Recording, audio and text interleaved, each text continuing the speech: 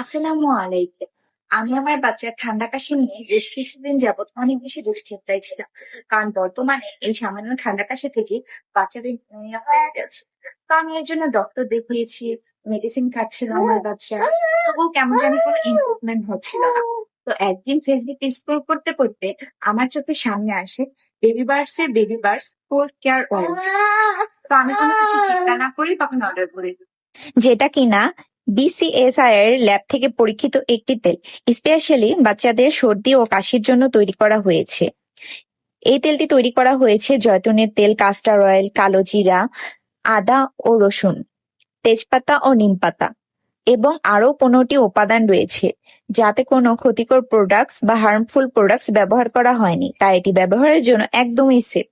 Baby burst কর্তৃপক্ষ guarantee সহকারে বলেছে 7 থেকে 10 দিন রেগুলার ব্যবহারের ফলে ঠান্ডা, সর্দি, কাশি দূর করবে।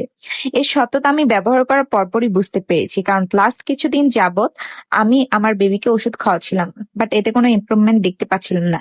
তার পরপরই আমি এই তেলটি ব্যবহার শুরু করলাম। আলহামদুলিল্লাহ, 2 থেকে 3 দিনের মধ্যেই আমার বেবির ঠান্ডা কাশিটা অনেকটাই কমে গিয়েছে।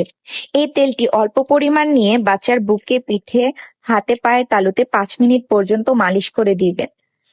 এই তেলটি ব্যবহার করলে বডিতে ভালো মতো মিশে যায় এবং ভালো ময়শ্চারাইজার হয়, বেবিদের হাড় মজবুত হয়, মাসল শক্ত হয়।